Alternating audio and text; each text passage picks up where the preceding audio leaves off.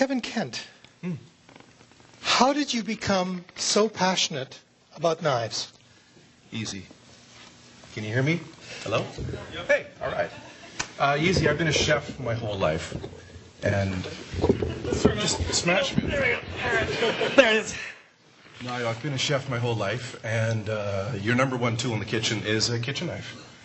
And back in 1999, I tried a Japanese kitchen knife, and I said, I was a chef, so I used language like, holy moly, that's good.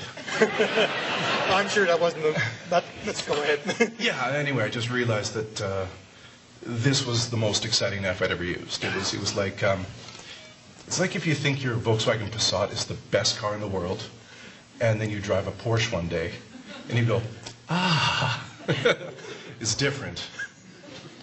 And that's where it began, and I started trading all of my knives over to Japanese knives, and then when I moved back to Canada, there was no knives to buy, so I started buying a few well, so I could buy more knives. I thought if I sold a few, I could buy a few. And it got out of control. And now we make films about knives. So now that you're making films about knives and continuing making films about knives, we're going to have to ask the audience to ask some questions so we can know more about that. Anybody got a question? I can't see you, so you have to speak up. How many knife shops do you have? How many knife shops do I have? I have 0. Yeah. Well, I have 5. So we've got shops in Edmonton, Calgary, Kelowna, and Ottawa. And his entire staff is in the audience. Hey, yes, I heard you were packing the audience. Was that really necessary? Well, it seemed like fun. So yeah, we've brought in staff from Kelowna, Calgary, Ottawa, obviously Edmonton. So I think we have 26 staff members here tonight, just for kicks. It seemed like fun. Let's drink beer.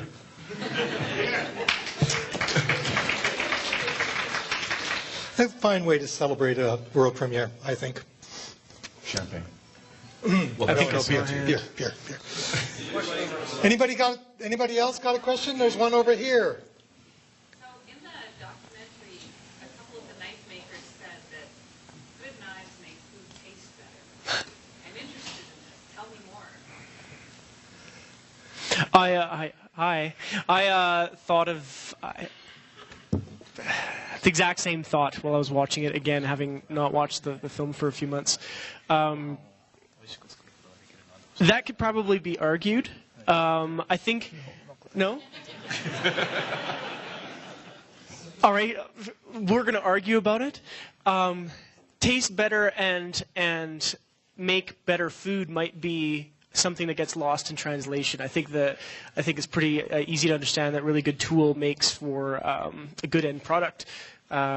Flavor-wise, Kevin, you can argue that a sharp knife makes something taste flavor-wise better? Yeah. Naoto's nodding his head, so I'm happy to be wrong.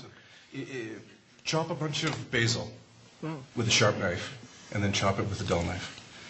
One is going to turn black and taste kind of black and mushy, and one will taste like awesome, clean basil. He sells a lot of knives. He's good at this, right? I'm a chef and a nerd. The other thing, too, is, and this is an experiment you can do easily. Cook a really great steak, let it rest. Slice it with a serrated knife that more or less tears the food apart. Put it in your mouth, taste it, and chew it. Then get a slice with a really clean edge, and you'll notice the texture's different and the flavor's different. It's true. Naoto, back me up on this. It's exactly the same. You might have to speak in the mic. Naoto seconds that, yeah. Yeah, it's just it clean cuts doesn't really squish that molecule. Well, it's more like cell level, so the juice kind of stays in the food more. I just had an experience like a couple weeks ago in the steak place, and it was like $60 piece of steak, and the knife I was given was the serrated kind of cheap knife, and I was cutting down T-bone, and all the juice is all over the plate right after I cut. Where Kasumi-san actually had a really, really sharp knife, and I borrowed her, and as soon as I started cutting, it's like juice stays in. That's all the flavors is, right? So for the meat, that's better for sure. For the fruit, something like tomatoes and stuff, it doesn't squish. The juice kind of stays in as well. That makes taste better. And also, biggest thing about the Japanese food is like, as we all know, like sushi, right? You have to slice sushi or raw fish with super, super sharp knife. Otherwise, texture on the tongue is like just disgusting. A lot of people think that sushi is just a piece of raw fish on the rice, but it's not that. Like, I think a lot of people have watched the Jiro Dream of Sushi, and they sharpen knives basically every single day after work. So that kind of proves it, I think. Take that. Yeah, I stand corrected. Happily. The new steels we're talking about are what I call powder steels. Basically, if we take steel and divide it up into two groups, we have stainless steel and carbon steel. This is real simple. Carbon steel is great. It'll stay sharp longer and easier to cut, easier to keep it sharp, but it can rust, so it's a pain in the butt. Stainless steel, it doesn't stay sharp quite as long. It doesn't cut quite as smooth, but it doesn't rust, which is nice. But now these new steels we're talking about, powder steels, they stay sharp as long or longer than carbon steel, and they're stainless. Awesome. Yeah. So is it a fighter? Is it a fighter that you hammer together, or is it? Sorry, Is it a powder that you hammer together? No, it's. You have to ask a metallurgist these questions. But no, it's not a powder. It comes as steel. Do you think you have plans for another documentary? What's coming up next?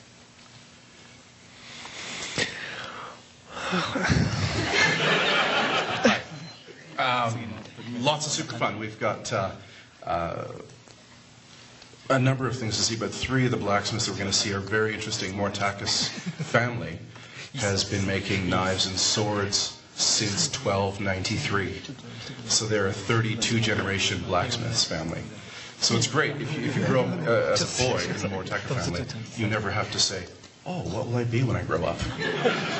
So they're interesting. And then Takeda-san, who's got probably the most modern way of thinking about knives in Japan, and Fujiwara-san, who's again one of the top blacksmiths in the world. That and probably lots of sake. Yeah, and I think the consequence of that, from my standpoint, is going to be we're going to have. And we visited 15 knife makers, I think, on this film, and we're going to be doing probably just longer profiles of these families that have done work for a really long time. So just kind of fewer blacksmiths and longer stories about the people. Kevin, just a question regarding the fact that the blacksmiths are all male, and that's great. Could women not get into this industry in Japan? Could women get into this industry if there's a shortage? I thought you were speaking to me, but I realize this is confusing, right? Yeah. Don't be ridiculous, girls can't make knives. I've never met a female blacksmith in Japan, but maybe Shibata-san can help us out here. I'd love to see some female blacksmiths, but I've never seen one yet. That'd be super hot, by the way. Young blacks. Come on. Really? Right? 神聖な仕事だったでしょ。神道ですね。だからやっぱり鍛冶屋さんって結構昔の日本の産業とか、相撲もそうですけど、女性が投票に上がっちゃいけないとか、だから。There's some consultation going on. 女性が入れないっていうのがあるんですよね。で今そんなことはないんだけど。The answer might just be yes. そうして残ってる。What he was saying is all the traditions back in Japan, like all the religious cultures like Shinto and Buddhism actually. It was a lot of industries like sumo wrestlers. There never be women in that ring. Even now, they're opening up right now. But it's kind of like that. It's that the sumo wrestling was actually religious ritual before it became actually a sport. So something like that. It has to do with the sword making. It was very, very sacred in Shinto religion. So it's not that women are like prohibited right now, but still in tradition they I think they don't have that thought of actually becoming a blacksmith. I would add to that, it's one of the cool things as somebody coming and looking from the outside into that culture is how much it's changed. I mean, we're listening to a gentleman speak about his grandfather making, war tools, and now they're trying to figure out how to translate that transferability of that skill into something you could clean your face with. I mean, it really struck me as they're trying to figure this out. So it wouldn't surprise me if in a few generations they do figure that piece out, right, too.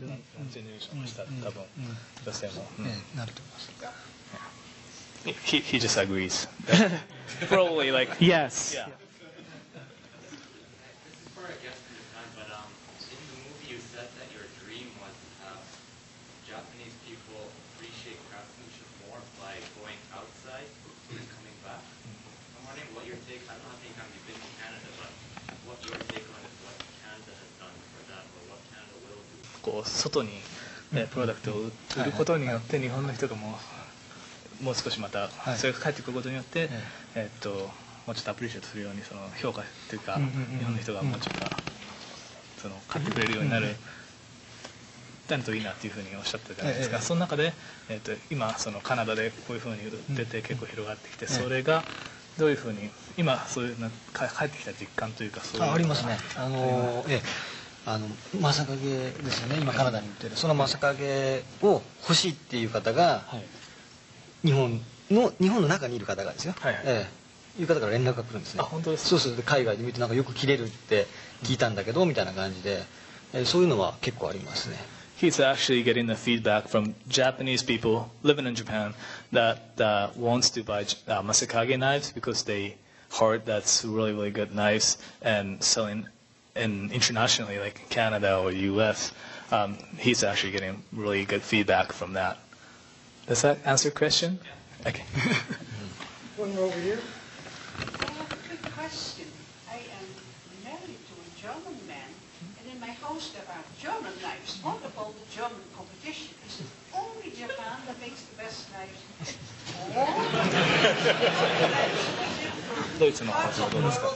Germany. I will be very diplomatic.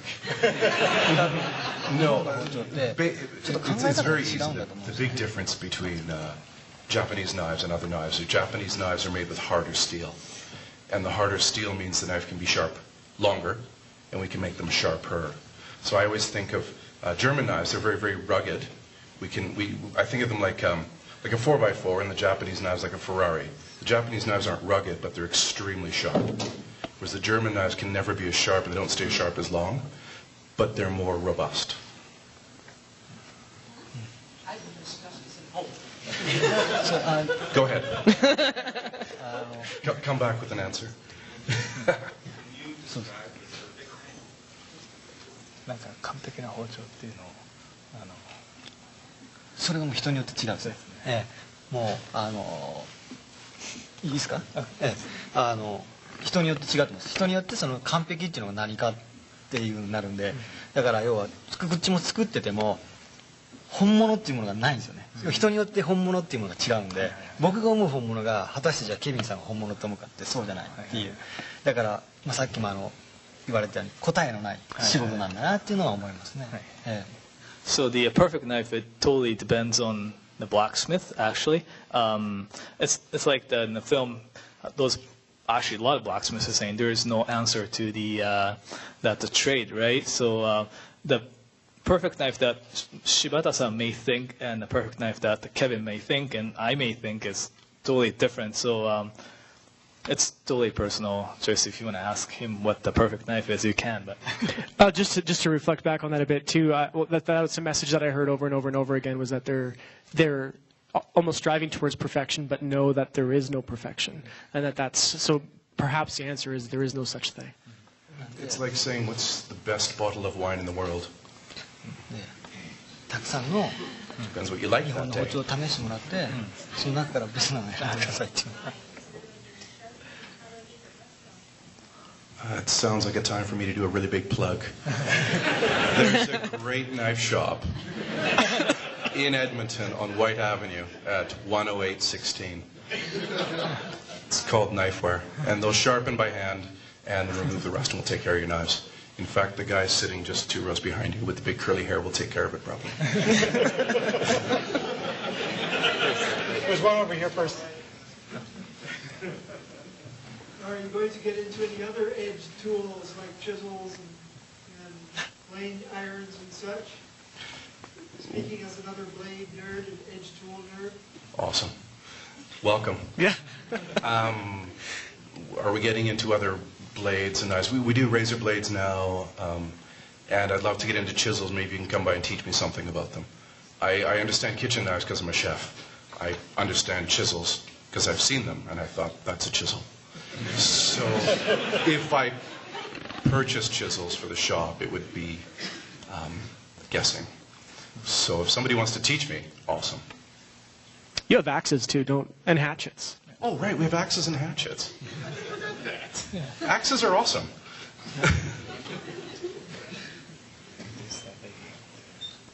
How long did it take from your idea of making the film to the end point where you actually, I guess, decided that this is enough footage and stuff?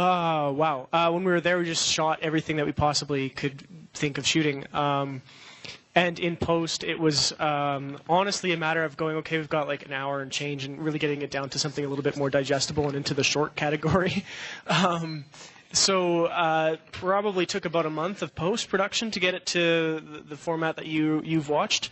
So yeah, it was probably sat a few months while I got a bunch of other work in the queue done, and then it probably took me about a month to edit. Go for it. Hello. What did you shoot with, and based on the results that you've seen now with this one for your upcoming film, do you think you would change your equipment? I shot with 5D3 and a 2.8 24-70 lens, and that's pretty much it on a tripod. And that's pretty much the only gear I had. I will shoot this one differently. I'll be going with a 70-200, and I'll be going with a motorized slider that I use a lot now. I'll just have a few other production tricks in the bag. I may go with a drone and then get arrested in Japan. Yes. So that might happen. But yeah. So I hope that answers your question. I don't know if it does. But. Kevin, how many knives do you have in your house? I like plausible deniability. Basically, if I knew exactly how many, if my wife asked me, I'd have to tell her. And then she might say, that's a ridiculous number. Sell some, or take them back, or something. So probably under 2. Okay, we're just going to have 2 more questions. That actually goes well with my question. I was just wondering if you have really good Japanese knives, how many do you need? Like, do you need a whole knife block full of them, or is 2 enough? Like, Just 1 more.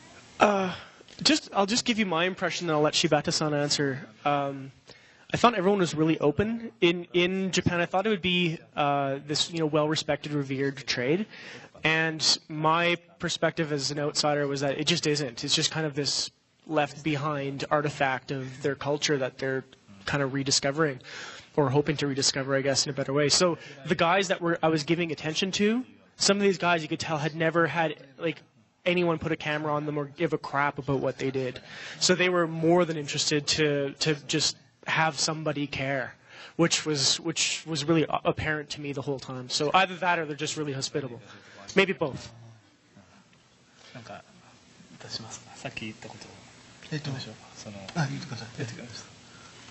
So I think, he thinks there are actually a lot of secrets in that processes, and I think they were just showing where they can. One example is that the one family that we were there, we were actually asked not to film. Yeah, that's fair. I had to do top end. Yeah. See you guys there. です。